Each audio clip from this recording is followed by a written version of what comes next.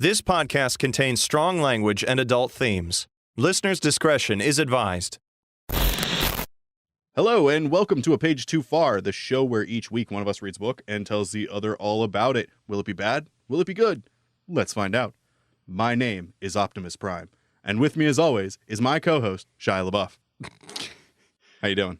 I'm doing pretty good. Doing good? I'm super nervous all the time. This week, I chose the book The Lost World.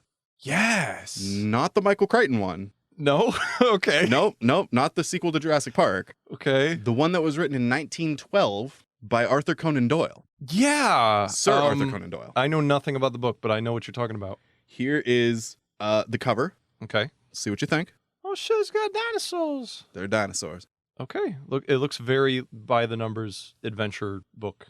Yes. There is a reason that last episode you alluded to Lost. Uh-huh. I'm going to do the same thing. This Okay. is very much the precursor to it. We'll get into it.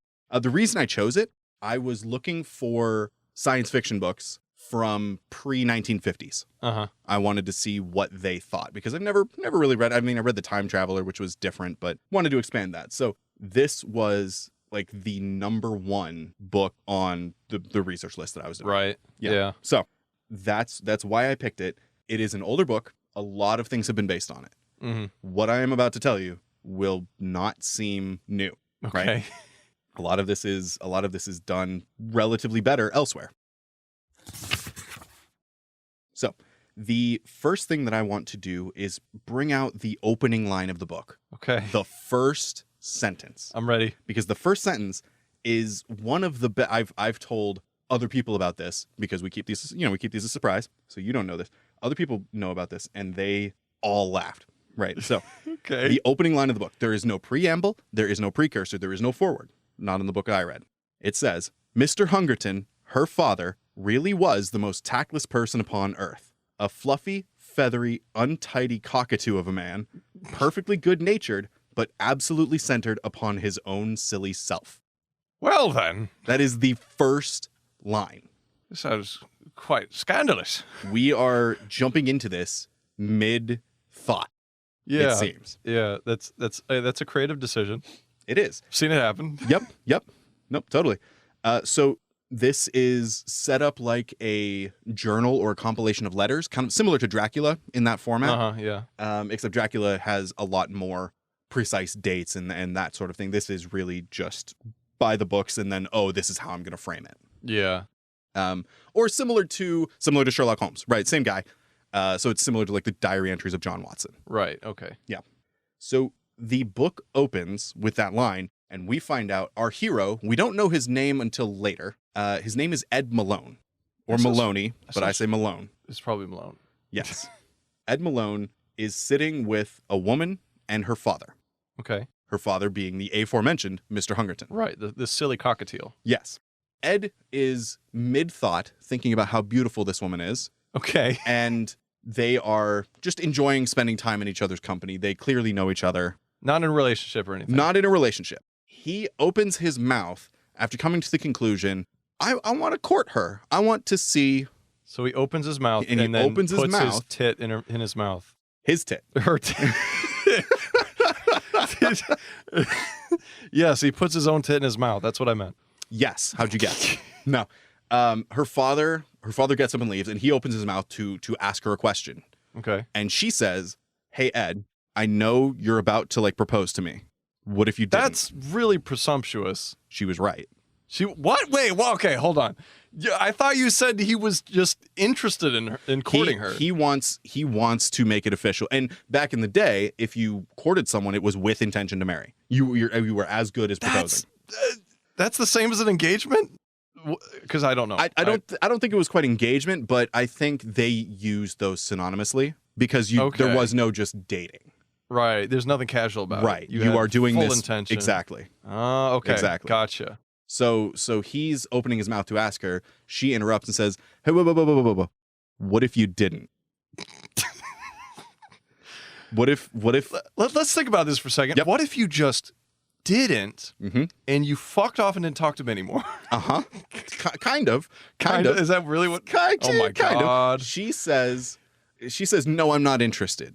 He says, Okay. why? Is there someone else? Yes, there is. Well, who is it? He's not real.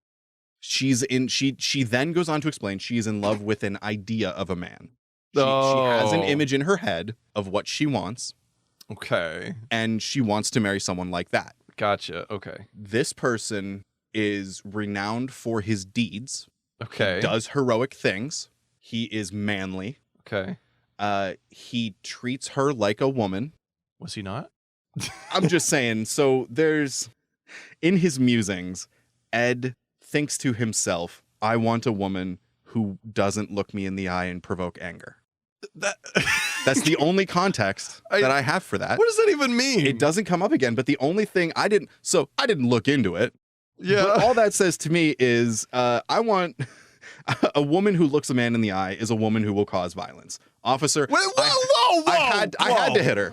I had to hit her. She looked me in the eye. Yeah, obviously she was planning something. I mean, she fucking looked at me. Like, what do Exactly. you want me to do? She treated us like equals. And I guarantee that cop was like, I completely understand, sir. I'm sorry about all this. No, exactly. Because this is he was a British writer. So this is in 1912 is when this was published. So, pre World War I, like post 1800s. Yeah. In that era of trying to figure out what society actually means. Right. He doesn't expound on that anymore. That's really the only time that anything like that particular is mentioned. Okay. Yeah. That was page 2. Okay. So he's a little misogynist. Yes. Doesn't get the girl he wants. Right. And now he's okay. And continue. Yes. So he says, well, I can change myself to be like the man that you want. Bro. And she says, Can't do that, man. the man that I want wouldn't change himself for me. Oh, what a slam. She hits him with, Oh my him with God. no matter what you do, it's wrong. Yep. So they talk about a story that he covered. We find out he's a reporter, Okay. and he's covered a story of a mine explosion.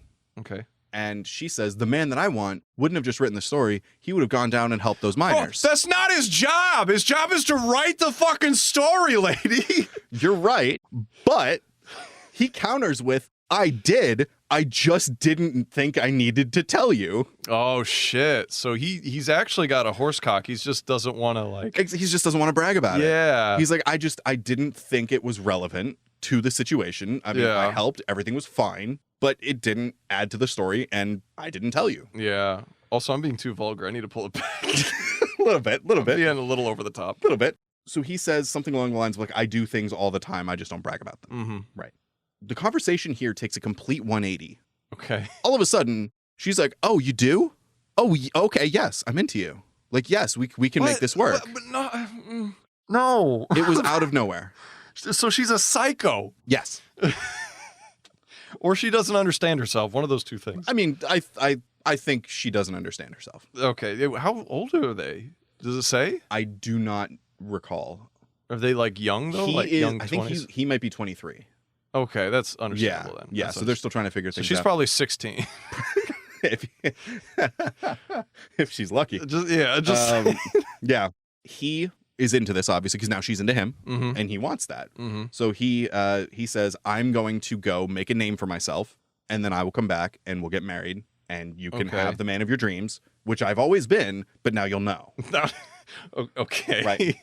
And he saunters off into the sunset and full of youthful exuberance and just wants to get her. Hey, I'm excited for him. Exactly. A lot of good things happening. Yeah. That was chapter 1. Right. So that's kind of the introduction. And then from here, he goes on to his editor.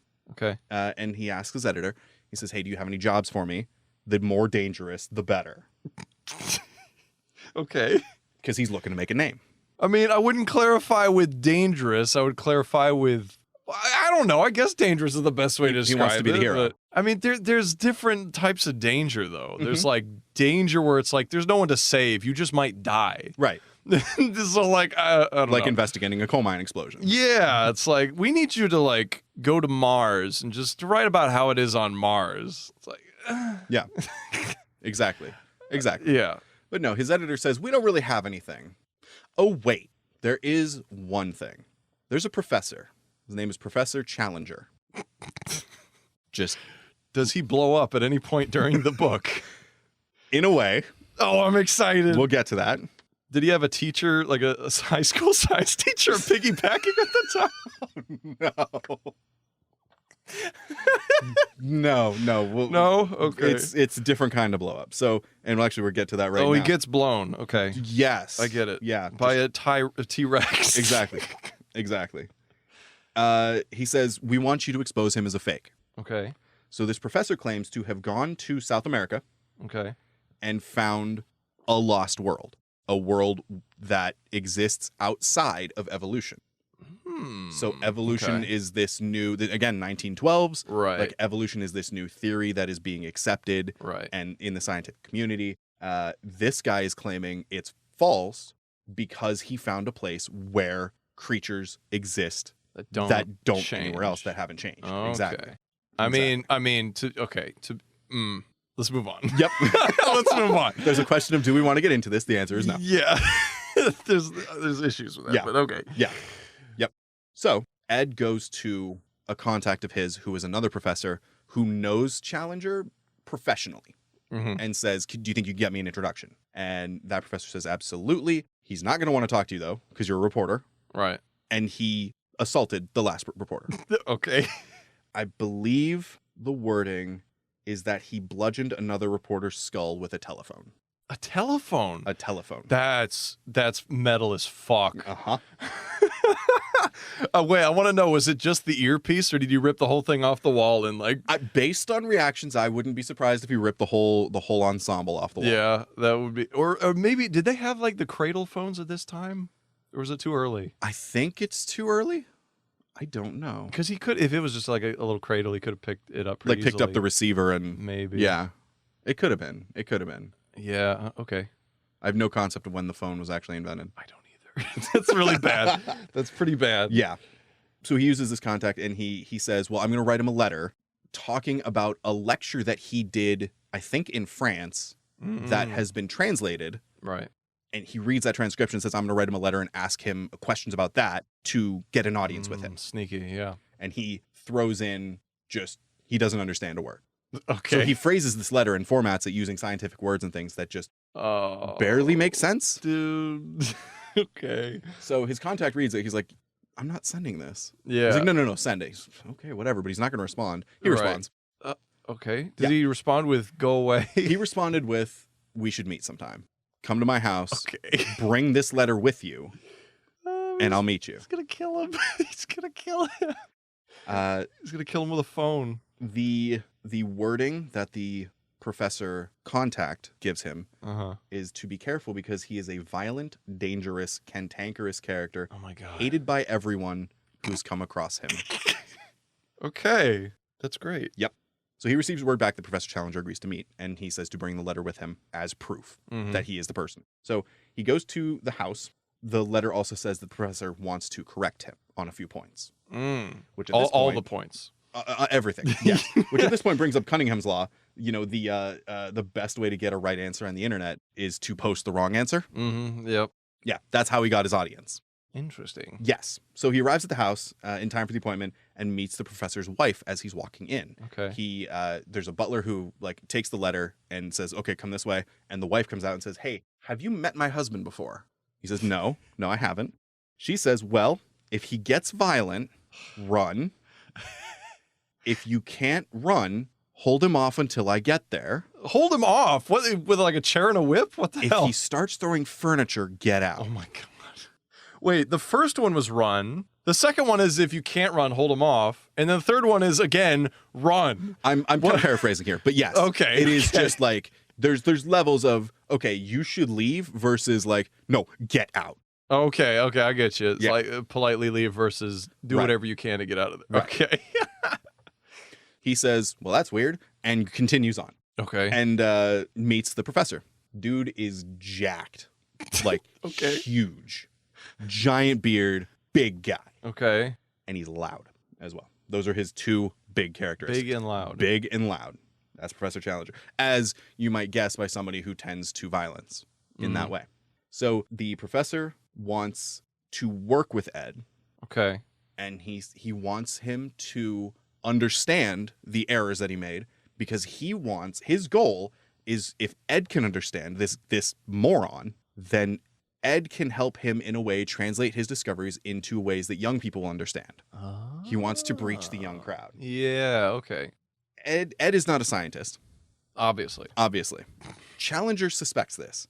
So Challenger says scientific nonsense to Ed and is like, well, do you agree? And Ed's like, oh, yes, of course. You can't have this without that. And it's Challenger breaks down. He's like, look, I just threw a bunch of BS at you and you agreed to it. Like, this isn't real. You're not a scientist. You are a reporter. You are here to try and expose me as a fraud. And he just his temper gets worked up. He starts going to a hate circle where he gets mad at him and he gets worked up. Yeah. He gets mad at him, so he gets more worked up. Oh my God. Dude. And at first Ed's like tries to deny it, and then eventually he's just like, no, I am a reporter and I'm here to write your story. No, I'm not telling you. Get out. I'm imagining like while he's getting angrier, he's just like his arm is twitching towards the phone on the wall. Just like You just see the faded outline of like 3 different phones on the back where the boxes used to hang. He literally hears like a telephone ringing in his ears whenever he gets pissed off. Yeah. So the professor gets violent. He starts just laying into Ed, just punching him. Jesus. And Ed had like back towards the door and kind of opened the door. Okay. And the professor just like bull rushed him out the door and just starts beating the ever living crap out of him. I like this professor though. Yeah. They end up out in the street. Okay. Because Ed's trying to get away in front of a Bobby, a police officer. And that police officer says, Professor, this is like the 3rd time that you've done this. Yeah. You need to be stopped. It's obvious what happened here. We're going to put him away. Will you charge him? Ed says no. He's got him over a barrel. Ed says no. Well, you didn't. I would have negotiated with him. He says no. I would have been like, I'll say no if I won't press charges if you take me there or something. Yeah. No. He says no. Man. And the officer's like, what? And Ed says, I went to him under false pretense. He warned me, and I went anyway. So honest. I provoked him. Yeah. The officer accepts it because he doesn't want to press charges. He does not need it anymore. Right. Probably doesn't want to do the paperwork either. Probably not. Yeah. Is there paperwork in 1912? I would imagine there has to be. Probably. There's something. Some accountability. Yeah.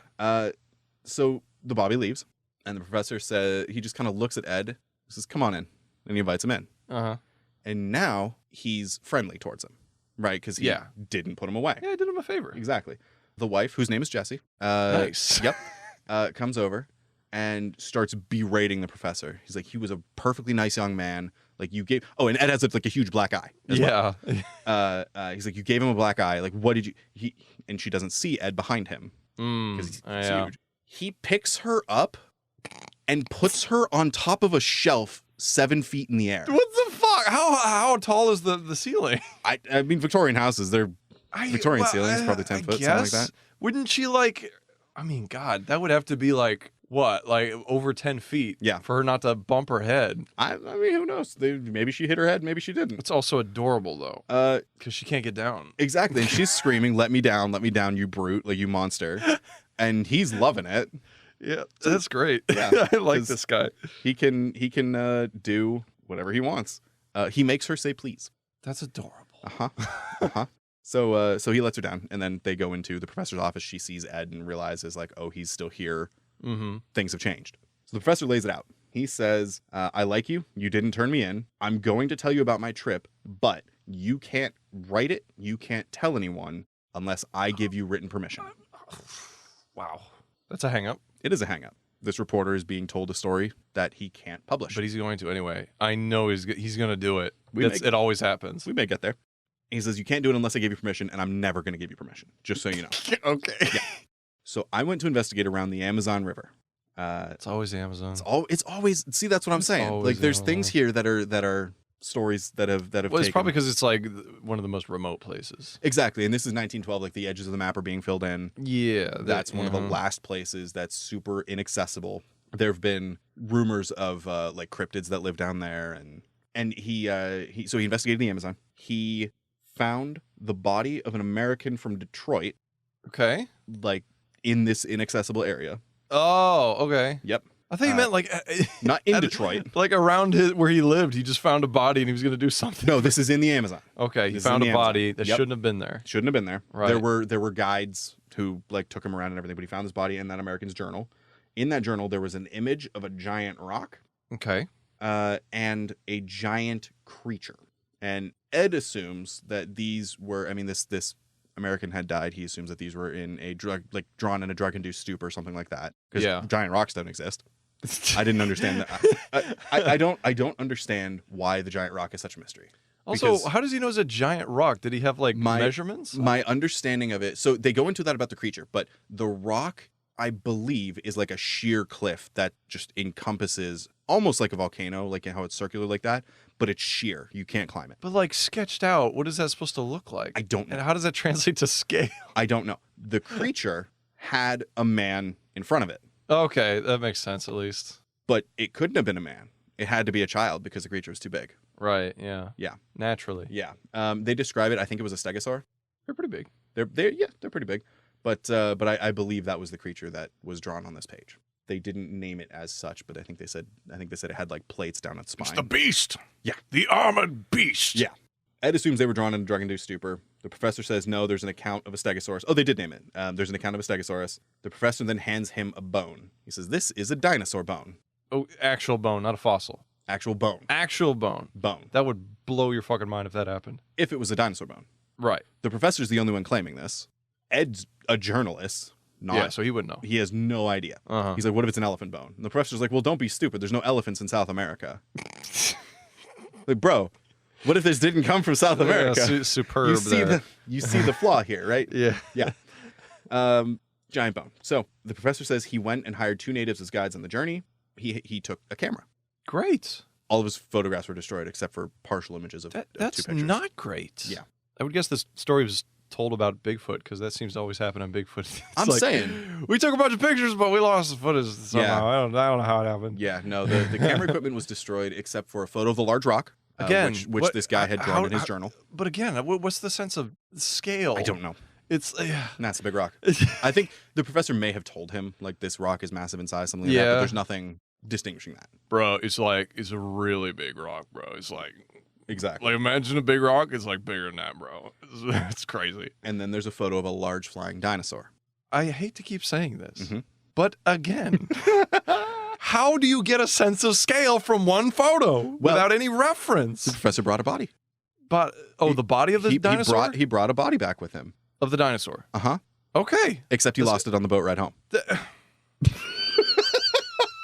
It was lost do you- overboard, except for part of a wing. What happened to this dinosaur? Where did he put it? Like Doesn't say. Never brings it up. I want to know this before we go further. So this is scary. the part that he has is the bone structure that like connects the wing to the body and then out to the tip. Okay. So he has part of that bone structure. It's kind of like an arm. Kind sort of, yeah, and that's his point. Is he says like if you look at this bone structure, it's not a bat because Mhm. bats don't do this. This is dinosaur, and Ed's like this is fake. Mm-hmm.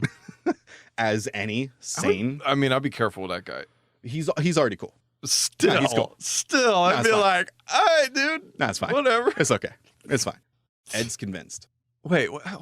Okay, hold on. He gives reasons why everything is fake, But he still believes. but he believes it. So he's kind of double-minded here. He's I think, undecided, maybe. Yeah, I think he's doing his journalistic duty of saying like, Right. here's how this could be faked. Here's what could happen, Right. but I believe you. Also, again, like you said, under the threat of coercion. He probably just wants to go on the expedition. He doesn't give a shit if dinosaurs are real or not. He just wants to go on the expedition. I'm saying Professor Challenger then says, I'm speaking at like a lecture tomorrow night. Uh-huh. You should come. Come on this lecture. Ed agrees. They part ways for the day. Ed goes and gets ready for the lecture, goes to the lecture. Okay. It is a group of the top scientists, including Professor Challenger and Ed. Okay. That's it. Just a bunch of smart people and Ed. Now, Ed does update his editor as well. The whole scientific community thinks that Professor had faked everything. Mm-hmm. Naturally. Naturally. Yes. There follows a long, boring lecture of the properties of evolution. Is it written out in the book? Yes. Oh my god. And then he starts fighting the other scientists. Put him up. Put him up. I want that to happen. Not yet. So there's a scientist who's a colleague of Challenger's. Challenger constantly interrupts. He says, I take issue with this. I take issue with this. And he's like, I have a question. I have a question. I have Yeah. a question. This guy ignores him. He's like, this is my time. You get yours in a bit. This is mine. Eventually, the guy calls him and lets him speak. They finally give him the floor, and Challenger says that the popular opinion is only a good subject for a lecture if you want to make money. scientific doctrine, scientific research, a real scientist would lecture on unpopular opinions. Okay. I think his point is if you spend all of your time going around saying what we already know, you're not a scientist. You got to be pushing the envelope. Right. Okay. Scientists are about discovery. They Right. want to learn more. Instead of saying this is what it is, ask why is it, or how is it, or is this really what it is? Mm-hmm. He says, you all have ridiculed me, but I can prove this. I'm prepared to give the information as to where this was to a committee of you guys so that you can go there and vouch for this. Okay. But if you go, I want someone going representing me. Ah, this is where Eddie Boy comes in. Ed volunteers. Ah, my boy. Without coercion, the committee agrees, and then he says, okay, we're going to send someone else representing me. And Ed's like, I'll go. And he Nice. says, of course you will, boy. That's why I picked you. And they're all like, who the hell are you? Were you in here the whole time? Yeah. Yeah. So Ed meets part of the crew. That's to set out. It kind of jump cuts. Part of the crew. Part of the ship. Part of the ship. Part of the crew. Sorry, I derailed that whole statement. Oh, the feels. Bootstraps. There's a rich lord who helped end slavery in the Amazon. Okay. All right. Look, there's no slavery in the Amazon. Are you sure? This guy told me so. Okay. This guy says he ended it. What if I did that? What if I went to just some country and I was like, hey, I just ended slavery in Madagascar. He shot people to do it. Oh, he like. He killed the slavers. Oh, okay. Yeah. Is that really ending slavery though? Wouldn't Well, it yeah. default to other people? No, there's no one else. Once you kill the slavers, there's no other people. Oh, okay. He just killed everyone. He's like, technically, there's no more slavery. Can't have slavery if there's no one living. I believe his name was Lord Roxton. Roxton. Which Nice. is a cool name. It's a good name. Yeah. I have in parentheses here, that went well. Okay. yeah. It went well. Roxton gives him a gun, gives Ed a gun. Does he know how to use it? He's like, look, we're gonna learn you here. You're becoming an adventurer. Okay. And he tells him about a drunk gunman that they're traveling with named Ballinger. Ballinger. That's a nice name. Well, yeah, I mean, there's Challenger and there's Ballinger. I mean, I don't know what to say. God, I didn't even think about that. Yeah. The professor meets them at the boat and says, this is science. Your well-being is first. My results may be disproved. Write what actually happens. Mm-hmm. Awesome. Fantastic. Then he leaves, and we're introduced to the rest of the crew. There's the drunk gunman, Ballinger. There is a gentle scientist whose name exists, but I didn't write it down, and he's kind of a non-issue in the book. Okay, he's called a gentle scientist? He's described as being gentle. Oh, okay. There's a ginger interpreter, Okay. a large black man whose sole characteristic seems to be that he's black and large, Oh, man, old books. and there's some other minorities that they call half-breeds. Oh, God. Tell me they're half orc. They are not. God damn it. We talk about some of them later, but yeah, that is when I say it went a page too far. Yeah. Right. The descriptions of Challenger were close, right? Because he's just a guy who beats people who disagree with him. Yeah. But no, this is very much a product of its time. Yeah. There's not a lot of it, but it exists. And they don't huck fit it. Mm-hmm. They don't use like the N-word or anything. Okay. Yeah. Is it like, oh God, I'm thinking of like Lovecraft stories. I think he did use the N-word though. I mean, he did with his cat. The cat wasn't even black. Yep. That was the best part. So, okay, moving on. Yep. This part felt very, very like Peter Jackson's King Kong. Yes. When they're on the boat and they're going for this whole next part felt very much like that, except there's no women on the boat. Gotcha. Right? It's just the adventuring party with Disappointing. a little bit, but you don't bring women along for things like this. So the professor gave them an envelope of the instructions and he says, open it when you get to X place, Right. and it will tell you where to go. So they get there, they open the envelope that the professor gave them with the instructions, and it's blank. Wonderful. Then the professor appears out of nowhere and says, hey, I just wanted to make sure you guys were trustworthy, and I didn't want to be revealed until I was needed. Oh my God. But there's nothing that happens that he couldn't have been there for because nothing happens. Right. They set off, then they arrive, and then he's there. And he just played mind games for no fucking there is reason. no reason he couldn't have just gone with them. Right. Maybe you could say he didn't want to be seen leaving, Right. but he never says that. Oh, God. It never comes up again. He just plays mind games with them for no reason. Yeah, It's he incredible. was bored. Yes. It was a long boat ride. Yes. I don't even know if he came on the same boat or if he like found another boat. I don't know. I would assume he came on the same boat. It doesn't say. Yeah, I don't know. Probably, but like, how do you miss that? They're traveling across the Atlantic Ocean. Like, how do you not run into someone? He just is in a barrel the whole time? Maybe he could have been barrel. Could have been in a barrel. That'd be very uncomfortable. Yeah. I would hate that. No, there's no reason he couldn't be there. So the author uses some language here that is very vague in terms of where they go. Right. Which I like because then he can't be disproved wrong. Yeah. It's in the Amazon. We don't know where. Mm-hmm. I have a note here that it was written in 1912. The world wasn't all filled in yet. It's still not filled in now, but we know a lot more than we did 100 years ago. But they travel through the Amazon and they meet insects is what I wrote. But yeah, they're plagued by insects. They meet natives. Okay. Oh, are you referring to natives as insects? No, Jesus Christ. They meet insects and natives is what I wrote. The natives drum, like they drum as the travelers are walking by. Play? Okay. Yep, they play drums. The party gets real nervous. Okay. Nothing happens. Okay. Nothing comes from it. The natives are probably just want to freak them out. Probably. Again, this felt very much King Kong in that they're going to the place. So they keep walking, and eventually there's a place where the natives don't follow. Oh, okay. It's like either it's sacred or they're scared. They played the whole discography of Tears for Fears, and they ran out of material. And they're like, all right, guys, well, you have fun doing your thing. Yeah, exactly. So they push through some leaves into the most beautiful place they've ever seen. Nice. And it was almost cinematic in the way that it was written. It was very well written. Very colorful. Yeah. Okay. Yeah. They see the sights and continue on until someone sees a pterodactyl. Okay. Yep. They ignore that man. They say, you didn't see that. Wait. Because only one guy saw it. How did only one guy see it? Only one guy saw it. Where was it? It was, I think it was flying. Well, I mean, okay, I'm picturing them out in the open. Are they still in jungle? It's still jungle. It's still the Amazon. Okay, I guess that's understandable. It flies. But it was like in the Lion King when they reveal the oasis where they spend the Hakuna Matata montage. Yeah, I get it. Mm-hmm. And then they move down into it. It's kind of like that. Right. Okay.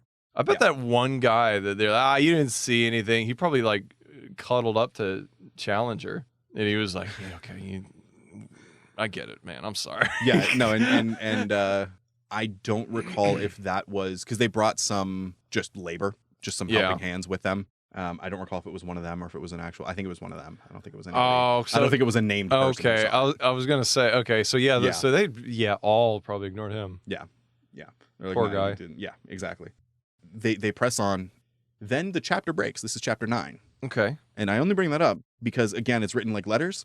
Right. This one opens in a panic. Oh, nice. So something's gone wrong since exactly we last read. Since they ignored a man and moved on, and it was wonderful. Now something's starting to go wrong. Okay, I dig it.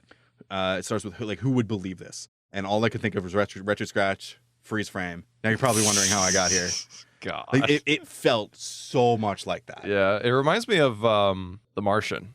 Mm-hmm. If you've read the book, it's journal entries, and so he'll be like, everything is awesome. And then the start of the next one is, I am going to die. Yes. Like it's that fashion. Very similar. Very similar. It continues on, and Challenger tried to climb a cliff, which I assume is this sheer rock. Okay. The giant rock that they found. I assume they found it, and he tried to climb it. Couldn't climb it. He says, if I can't climb it, no one can climb it. I mean, I believe him. Yeah. I believe him. Yeah. So they circle around and they try to climb to this plateau that is impassable. They believe that this ring is what's holding the dinosaurs in, that they exist inside. Okay. So this rock is like a circular rock formation. So they can't and get there's off an untouched ecosystem in there. Okay. And that ring keeps them from coming out. That would have to be a huge ring. I'm saying this is the large rock. Okay. This is the large rock. This is the large rock. Okay. Yes. They travel on and they see bamboo shoots in the ground. Okay. That are impaling a corpse. This is very King Kong. I'm saying it's like almost cut and paste. It's uncanny. And this came out obviously first. Right. Yeah. There's a lot here that is lost, that is King Kong. Yeah. That is like the journey to the center of the earth movies and those kind of things. Even though Jules Verne wrote Journey to the Center of the Earth, this is very much an inspiration for all of those movies and all of those later books They draw like Land of the Lost. There's an old TV show that was in the 70s. This is that. A lot of this too. So Jules Verne in Journey to the Center of the Earth used Hollow Earth theory. Mm-hmm. This doesn't, but it almost leads that way, but it's not fleshed out. So yeah, they see the bamboo shoots on the ground that are impaling a corpse. They surmise that the corpse had died and then the bamboo had grown through. Okay. Like it was just sitting on the ground. Just sitting on the ground, Okay. and the bamboo grew up through it. They question, though, if the corpse was pushed off the cliff or if he fell. Mm-hmm. They don't know. Makes sense. Yep. There are some arrows now marked on the ground. Okay. And marked on the rocks and on the path. And they follow those arrows into a cave. The cave, after they go a little bit in, is impassable. They can't get through. It's dead ends. It dead ends in, I believe it was collapsed. Okay. So there was a clear marking and a clear path that has now broken. And Gotcha. my guess, though they don't go into this, I think that particular explorer was marking the way, and then he tried to climb and died. Okay. I think he had the route through the caves. Cave collapsed, then he tries to climb a cliff. Fell Fell. onto the bamboo. Makes sense. Yeah, either fell onto the bamboo or fell and died, and then the bamboo grew up. Yeah. Don't know, Makes but- sense. So they walk out, and as they're walking out, a giant boulder falls in between the party. So like some of them are still in the cave, some of them are Right. walking out, and it just falls down and continues crashing down. They look up, they don't say anything. There's no signs of life anywhere. Like it doesn't look like something pushed it, but something did fall. Okay. So Ed muses at this point that his journey wasn't in fact in vain, because there is clearly stuff here. Okay. He's feeling that adventure. Exactly. He's Thrill. starting to get the call of the wild, if you will. Right. Yeah. Also, what if he just didn't go anywhere and just spent like a few months away from his girlfriend and then went back and was like, oh yeah, I almost got crushed by a boulder. I saw a dinosaur. Like, if he goes back and tells her any of this, she's going to be like, what? He's effectively, if he doesn't do it, he's no better than Challenger, who he's trying to disprove. Right. Because his job by his editor was to prove Challenger is a fake. Yeah. He bought in immediately, but that was his goal. His editor doesn't want to publish the real story. His editor wants to publish Challenger as a fake. Right. It may or may not come up again. It doesn't. Yeah. It never comes up. No, I don't think we ever talked to his editor again. So that night, they make camp, and a pterodactyl flies overhead. Okay. Everyone sees it. So everybody's woke now. Everybody is there. The professor's rival, the gentle professor, whose name begins with an S, might be Sommelier, but it's not Sommelier, something like that. Okay. He apologizes. He's like, "Yo, you were right. I'm sorry." And they pass the night. The next day, they're still trying to find a way up or in or whatever. Right. And they continue walking around, and they find a spire that they can climb next to the wall that has like a little plateau on it that they can kind of get up to. And on that plateau is a giant beech tree. Okay. So they make their way up. They cut down the beech tree, and it falls onto kind of a landing on the other side, and they can Like use that as a bridge. Okay. Exactly. Yeah. Exactly. So they cross the plateau, and then as they cross, the tree falls. After there's four people, Ed, Challenger, and two others, Roxton and I think it's the other professor. They cross, and then the tree falls behind them. Okay. And they look, and it's one of the half-breeds, as he puts it, named Gomez, Okay. to give you a race. Okay. Gomez says he knocked over the tree because his brother had been killed by Lord Roxton, So he wants the like slaver guy. revenge. So he wants revenge. Then Ed muses and says, "Oh yeah, he was giving all of us dirty looks all the time. He never liked us. He was always mean." Wait, is he talking about Roxton or the other dude? Gomez. Oh my god. Like, oh, it turns out the whole time he was with us, Gomez was a terrible person. That is Eddie. Yes. Eddie. A lot of this is told, again, it's writings, a lot of it is told in hindsight. Mm-hmm. Roxton had a gun. Dude, so he just shoots him. Gomez He didn't just- last long. Oh my god. Poor Rip Gomez. Rip Gomez. I'm gonna miss Gomez. Yeah. All of his tree kicking. It'll be missed. So at the end of the day, they're stuck on that side of the plateau. There is another person who was with them who came up, who is the large black man, Okay. who gets a name. That's great. That's good. We'll get him a name. That's awesome. Yep. Gomez died, so it's just them. His name is Zambo. I don't know if I should be laughing at that or not. I have no concept on if that is a historically accurate name or not. It is an interesting name. I don't know. It's too close to Jimbo. I'm just not comfortable with it. Yeah. I mean, Zamboni would be awesome. Yeah. But yeah, his name's Zambo. So okay. So Zambo says, like, yo, Gomez acted on his own. Like, I'm still with you guys.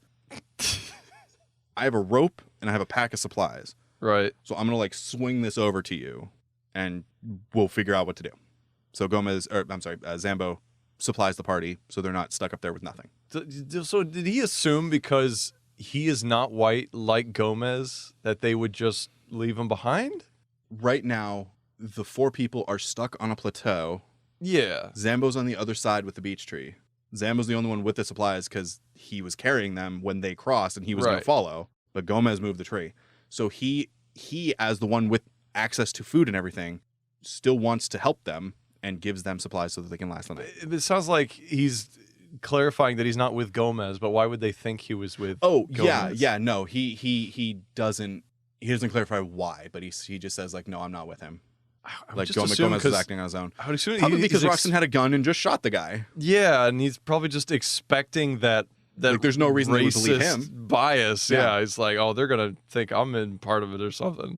Yeah, exactly. That's so sad. Zambo gets supplies over to them. He says the Indians guiding the party, they call them Indians, not Native Americans, but, you know. Yeah, expected. Yep, call them Indians. They're going to want to leave because they're not going to get paid because the party's on the other side of the plateau. Right. Understandable. So, yeah. He says that he can keep them for one more night. He's like, I can talk them into staying for another night. Right. But beyond that, we're going to have to figure something out. So then the next chapter, this is chapter 10, again, starts with the most wonderful thing happened. The exact opposite of the previous chapter. The tree grew back. We chopped it down again. Ed awakens with a giant blood tick on him. Oh, God. Yep. That's not wonderful. Apparently, it's wonderful. Oh, my God. He pokes it and it bursts. When he says giant, how giant? It's the size of a baseball or something? I think, like, nickel size. Ugh. That's just my... They don't go into descriptions. Yeah. That's just my guess. Because it's big enough and it is thick enough that he can just poke it and it pops. Mm-hmm. Challenger berates him for popping it.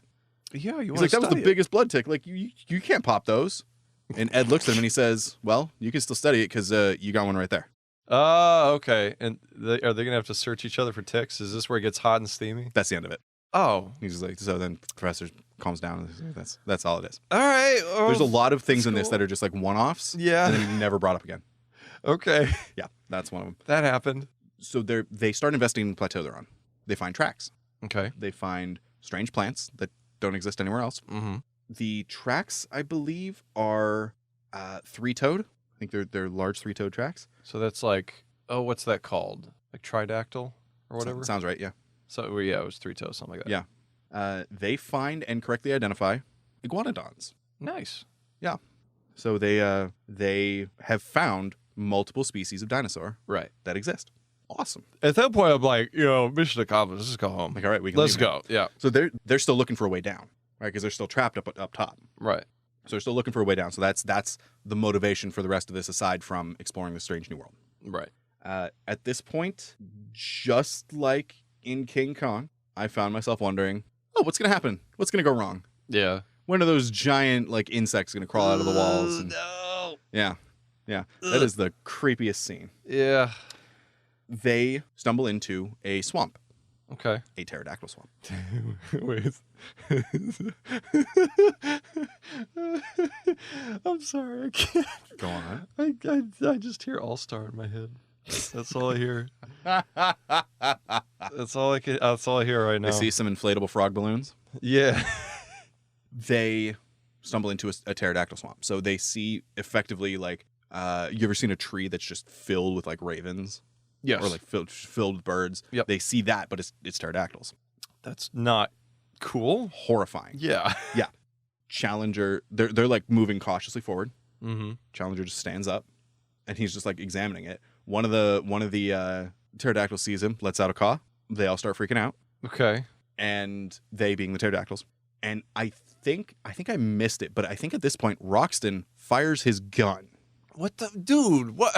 Is he American? No, he's a No? lord. Okay. He's a British lord. So he's probably like arrogant enough to. He ended slavery. Just do. Okay, whatever. He fires his gun into the air. He fires his gun into the air. The pterodactyls scatter. Okay. They start attacking the party, like Chronicles of Riddick. What is it? Pitch Black style. Yeah. Okay. No one dies. That's good. They all get relatively injured because the pterodactyls use their beaks to puncture, Right. their teeth to bite. Okay. Because they have like the backward-facing teeth It's that like catch fish. serrated ones, yeah. And their claws, like their feet to scratch. Okay. They make it back to their camp. They're bleeding. No one's seriously injured. That night, they are terrified. They see danger behind every shadow. So inexplicably scared. Yes, based on the fact that they were just attacked, and I think it was a lot of fatigue. Okay, I get it. So they're Yeah. they're just like they're freaking out. Right. Nothing okay. happens. Nothing happens. Nothing happens. This is like when you have you're playing D&D and you have a party like traveling, and it's like you roll for random encounters. and This then is very sometimes much nothing that. happens. This is very much that. Okay. Professor Roxton determines that the ground nearby, he like points it out to Ed. He's like, what do you think that is? And Ed's like, oh, that's like a blue color clay. That's the ground. Like this looks like clay. And it looks like my brother Clay.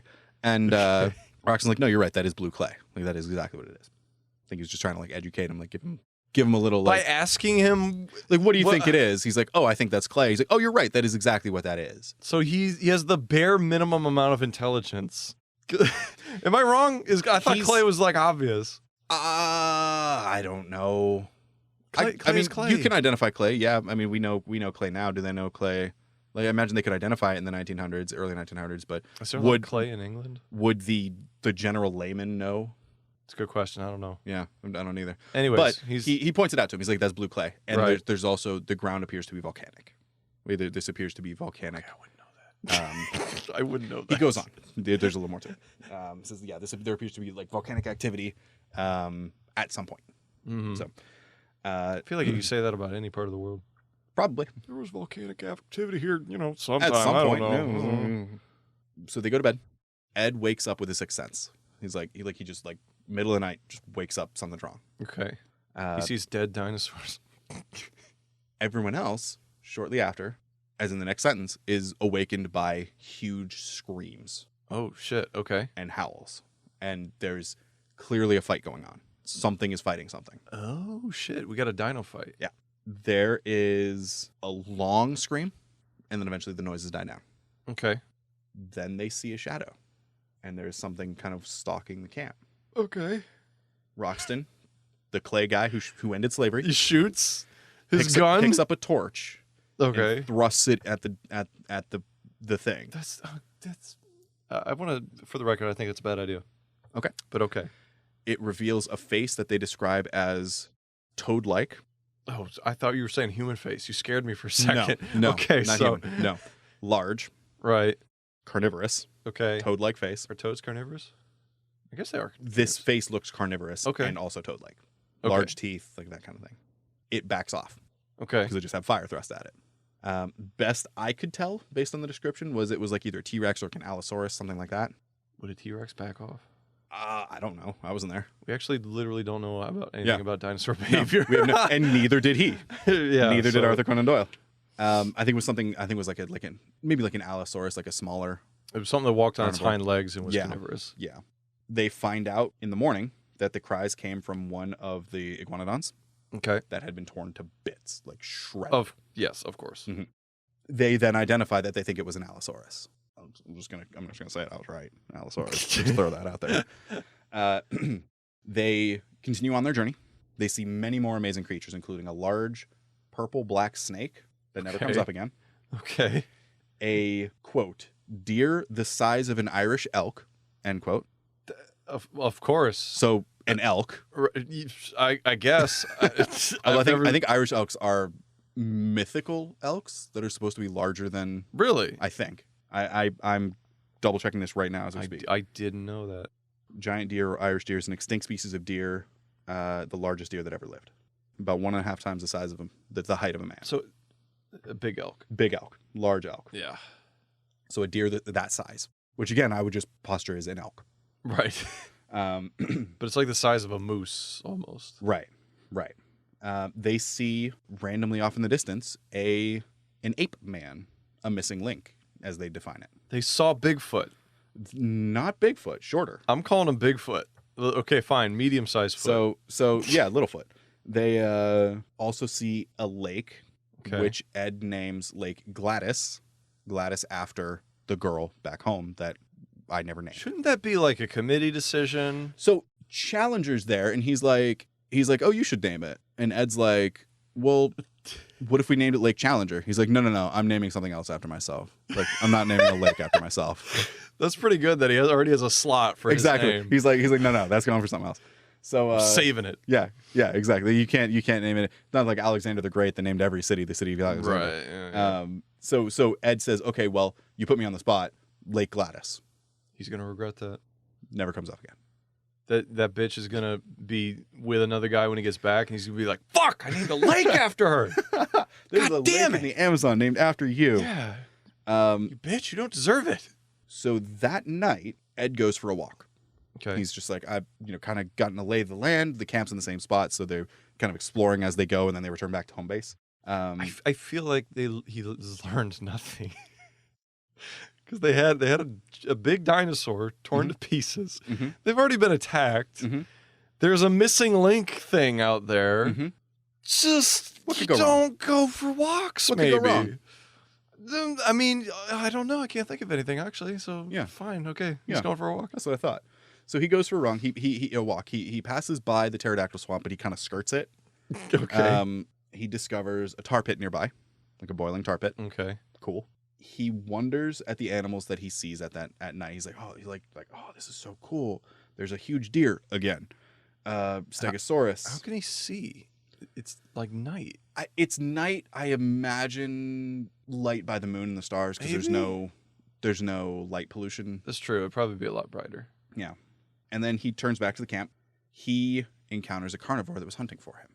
Oh god. So he's walking, he turns around, and there's just like right there. Hey, Something's like, oh. you look tasty. So he books it. Right. He's like, I gotta run. He runs away. It follows him. He runs a little bit further away and like just keeps going. And it's like he turns back and it's still there. It's just following him. Right. Like it's clearly keeping pace. It's chasing him. He trips and falls Of course. a long distance Mm-hmm. and loses consciousness at the bottom of whatever it is. Okay, that's not good. Yep. He wakes up in a spear pit, Oh shit. missing all of the spears, Oh. which Fuck off. are like the job of a spear pit. Correct me if I'm wrong. Right? You dig a pit, Mm-hmm. you put spears in, Yep. things fall into it and Yeah. die. Mm-hmm. He ran into it, fell, missed everything. Mm-hmm. Poor construction guess. on a spear pit. Yeah, pretty shoddy work, I Yeah. would say. Unless he like fell perfectly, like straightened out on his side like a board. Yeah, It yeah. just went through. Just went in between. Yeah, but between all of them. that's why you have cross beams. Yeah. and yeah. Shoddy work. No, just terrible craftsmanship. Not in the spear impressed. pit. 0 out of 10. There are chunks of meat on the spears, so clearly other things have got a fallen at some snack. point, and they appear. There's like I think they said they were covered in like a black substance, so they appear to be poisoned or something as well. Interesting. I mean, if there's a spear pit, there's got to be some intelligent or sentient Right. things that. and we've seen a missing link before, Right, yeah. So he's kind of putting that together. He's like, I wonder if they built this. Yeah. He's been out long enough. It's now daylight. That's a long time. It's a long time. He Okay. went for a walk at night. It is now daylight. He hears a gunshot off in the distance, and he thinks, oh, they woke up, realized I'm not there. They're signaling because they think I'm lost. Right. Genius. He gets back to camp, Okay. following the sound of the gunshot. The one gunshot. And they didn't notice he was gone. There's no one there. Oh shit! It's even worse. Yeah. Okay. There are no tracks. There is blood on the ground, and the camp is empty. That's bad. Yeah. It's really bad. He looks around the spire because he got back over there somehow. I don't know how. So there's the spire that they climbed with the beech tree Right. that they crossed to go to the plateau. The plateau. They're Yeah. on the plateau. Okay. He looks around that spire. I think he's on the plateau and he's Looking at the and he spire. sees Zambo. Okay. So Zambo's Still there. Still on the other side. Zambo came back. Zambo built a rope bridge. He tells it how to get back and to send one of the Indians they brought with a letter to that Indian's tribe to give word that they're like, what's going on. Okay. He also says beat him and take his pay. That way he will be sure to come back. Beat who? So this Indian.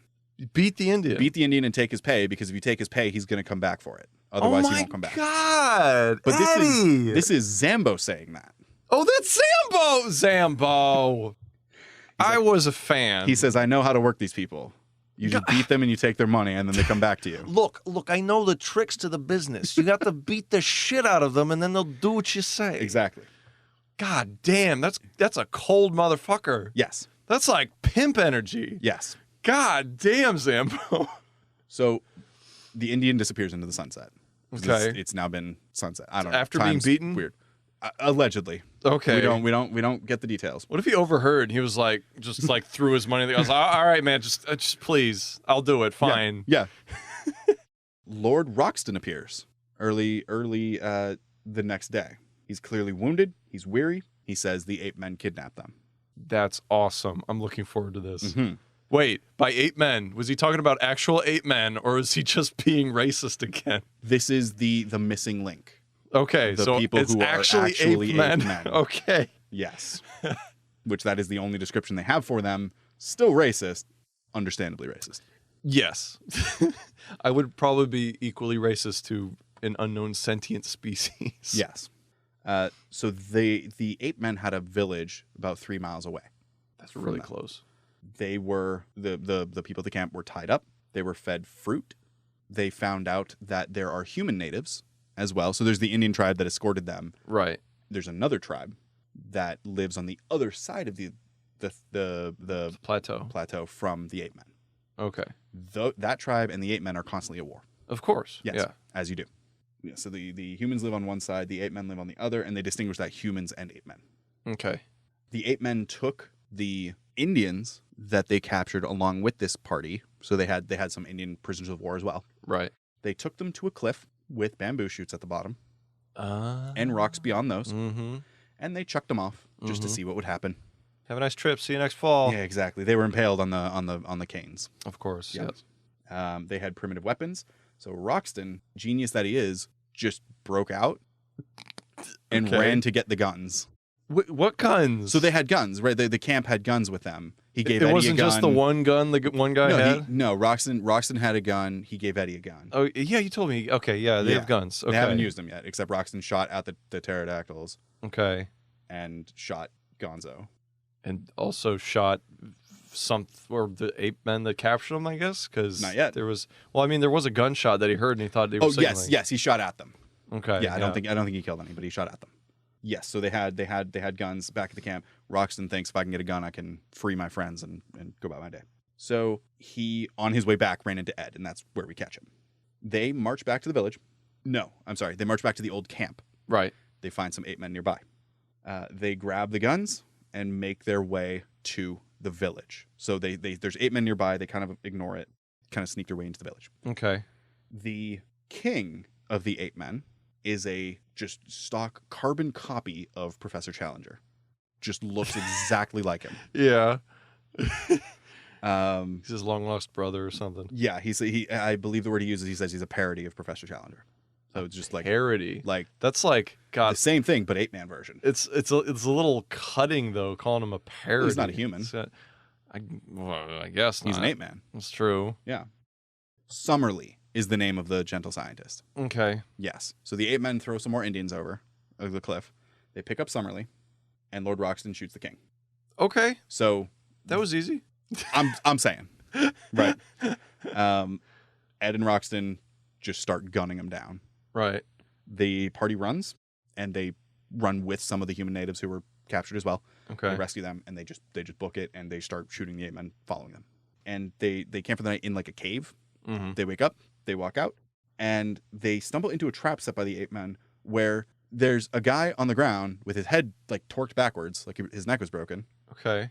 Ed walks up to him, and an Ape Man is just hanging in a tree, and he picks him up by the head. He picks Ed up by the head and attempts to torque and break his neck. Oh my God. It's like the trap is just a broken neck, and the guy's just hanging there, and he's like, hey, I'm gonna break your neck. Oh my God. He's like, what's his name from Splinter Cell? Yeah. What? Yeah. That's funny. So he's like trying and fighting, and I do like, it's shown very easy in movies.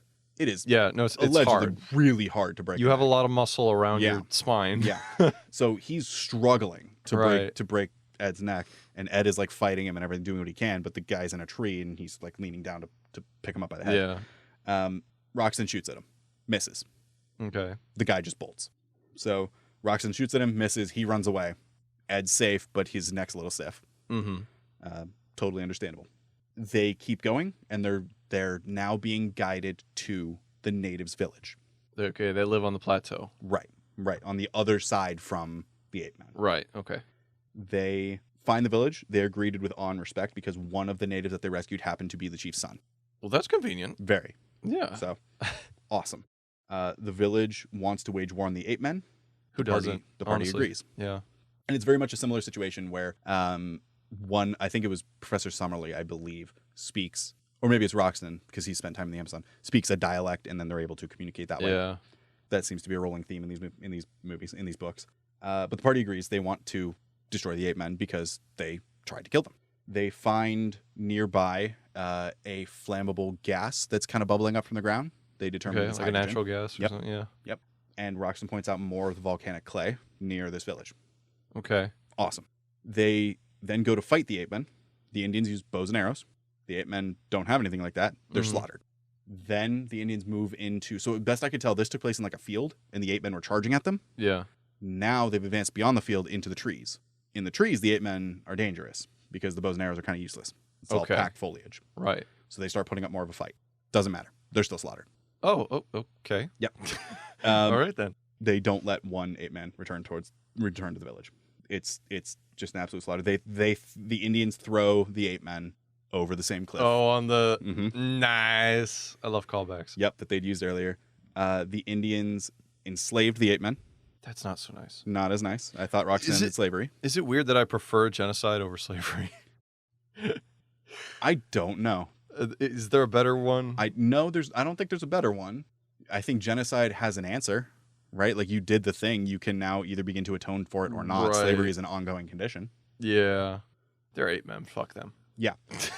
Then two of the Allosaurus attack the Indians. God, everyone is like. It's all happening. It's all happening. It's all going through the ringer. This is about 4/5 of the way through the book. Really? Yeah. Wow. Okay. Yeah. So there's not a whole lot left. Maybe even like 5, 6, something like that. This was also a slaughter. The Indians are just getting mowed down because the Right. arrows aren't doing anything. Like they're just getting. Do the guns do anything? They don't shoot them, Okay. and they don't say that they don't shoot them. It just doesn't happen. It's It's not like they're mentioned. avoiding it. It's just ignored. Right. I'm going to assume guns were not that effective. Right. So the Indians escape up a cliff that the Allosaurus can't climb. Okay.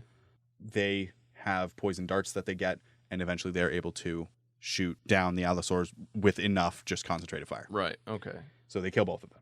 Then they had just a giant barbecue. Just a Nice. massive barbecue. What would dinosaur taste like? Honestly, I think it would just taste like foul. Very Chicken, either turkey. that or like a cross between like a fowl and crocodile. I've never had crocodile, but I'd love to. I mean, I try haven't either, crocodile. but yeah, something like that. Yeah. I think it depends. Of course, I don't know. Crocs spend a lot of time in the water. I don't know if that would affect the way their meat tastes. I don't know. Yeah. Maybe it's like muddy. Yeah, I know catfish is muddy. Hate catfish. So they start working on now the Allosaurs are dead. Right. The Ape Men are dead and enslaved. Okay. Allegedly, there's no fear. Right. All of the hazards you've come across, except for the pterodactyls, Still which sit in that one pterodactyls. tree, You got to watch them. are gone. So they start looking to make their way back home. They're just Right. like, okay, now we got to start looking. We got to. This was cool. We're thankful that you helped us and we helped you. We got to go. Mm-hmm. The Indians say no. You're not leaving. Like we're keeping you here. You can't leave. Okay. They believe the party to be their good luck charm because all of this happened Oh, after the God. party came by. Yeah. So the party comes by. All of their problems are ended. Mm-hmm. We can't let them leave. We're going to have problems again. At this point, a lot of different things happen very quickly that are just unrelated. Right. Roxton leaves the party with a cage and says, I'm going to go capture a pterodactyl. You dumb motherfucker. Challenger harnesses the power of the gas they found, which they determine is hydrogen, and he has plans and starts building a balloon. With what? Skins, wood, bamboo. But a balloon. Oh my God. Okay. Yep. We'll just forget about that. And move Yep. on. They intend to use the balloon to float, make their way back down to the boat that brought them, but they're afraid the Indians are going to stop them. The Indian chief's son spends a lot of time with Ed because Ed was the one who kind of like pulled him up and was like, we got to go. And then they ran. He gives Ed a map of the cave system that the Indians have that that their village is in. Right. They determine that there's a route down in this cave system. And the chief's son is like, yo, I understand you want to leave. Like, here, this will get you out.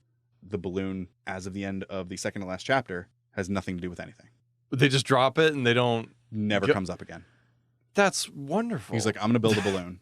And then it's just never brought up. Well, he probably realized it's fucking impossible. He's Probably. like, this was a dumb idea. Yeah. I don't know what I'm doing. I've never made a balloon before. Exactly. So he's like, I'm going to build a balloon. And then just doesn't. Yeah, that's great. So the last chapter, we're at the home stretch here.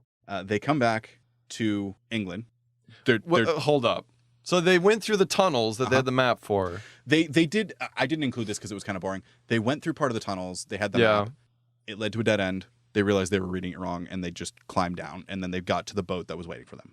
That is definitely the lamest twist ever. Yes. Oh, we were reading the map wrong. Yes. But it was Ed who discovered that they were reading it wrong. Oh, so maybe it's, hey, he's smarter than all us scientists. He's not so bad.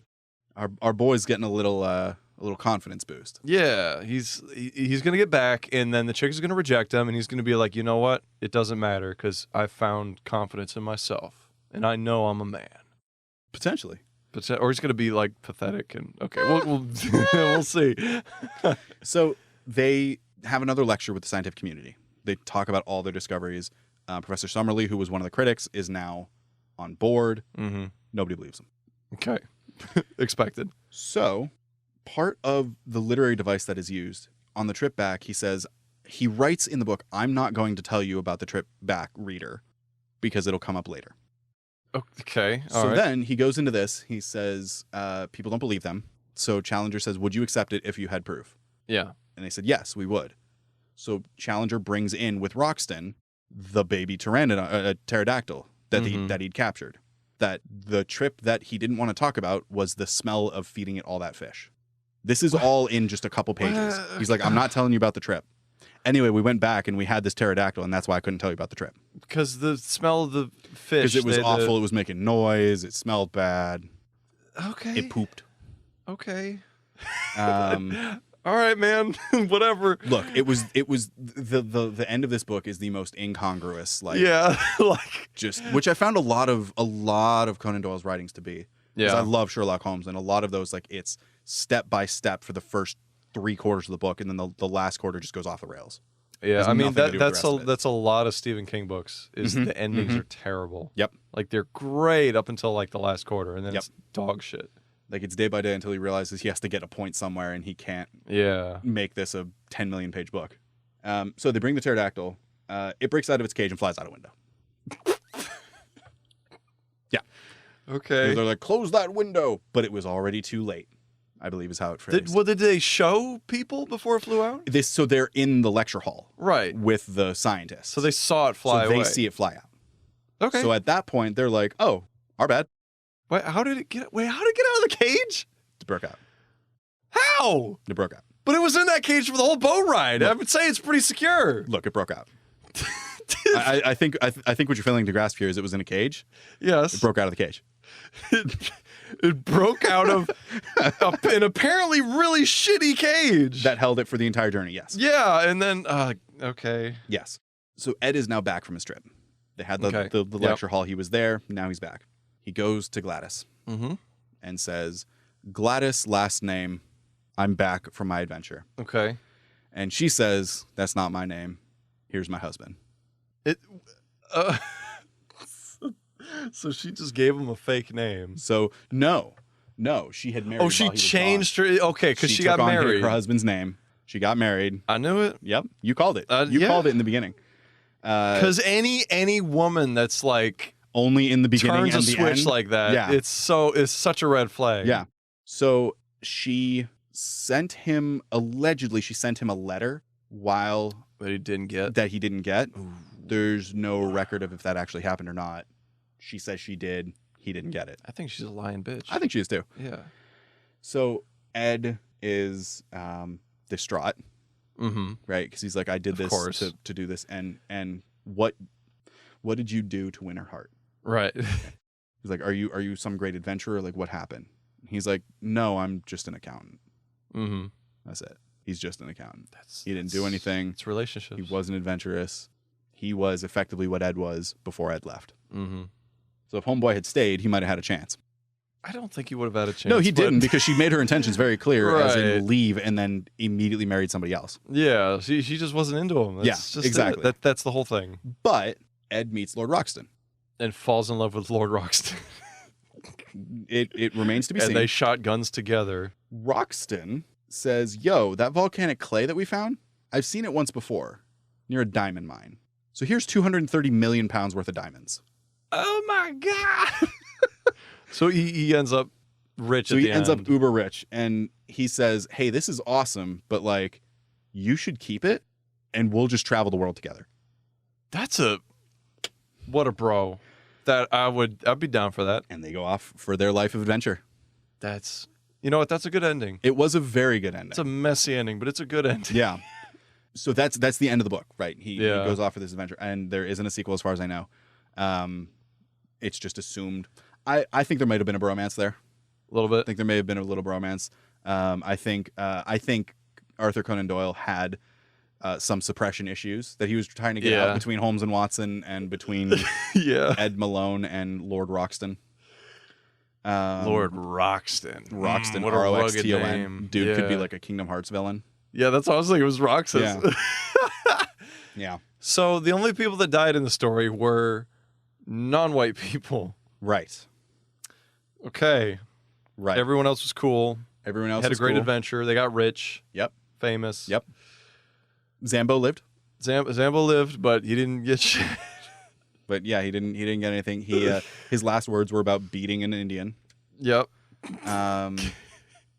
Yeah. But at the end of the day, you got to do it because you want to do it for yourself. Yep. That's and the thing to take away. Yeah. I enjoyed this book. Mm-hmm. It could have been a lot more. Yeah.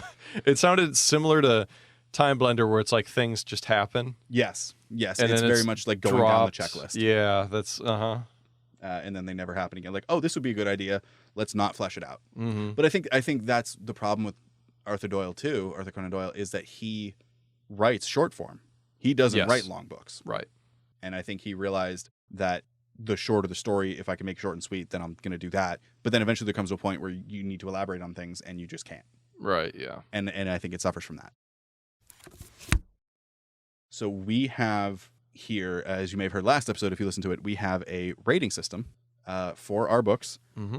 It's on a 5-point scale, with 1 being toilet paper, which is only usable for the physical properties of paper. Yes. There is no value in the actual printed word. Only in the actual material. Exactly.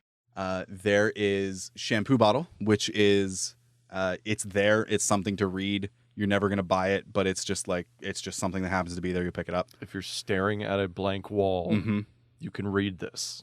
Something just a little, just something to occupy your mind. There is IKEA manual, which is interesting, well made, but you kind of have it because it's there. You don't actually go out and buy it. And then Kindle Pick, which is something that you want to buy. It's worth owning, but maybe not physically. It's something you just keep in a bulk library and read it every now and then, or read it once and forget it. And then there's hardcover. Like, you should absolutely own a copy of this book. It is a fantastic book. I would put this at a Sounds like a Kindle Pick. I would put it at a Kindle Pick, but I know I'm never going to read it again. That is a hard one. Yeah, so it's not quite IKEA manual, because I am glad that I read it. Right. But I have no interest in ever reading it again. So I think it's a Kindle Pick. It's a Kindle Pick. But it was one that I'm glad I read.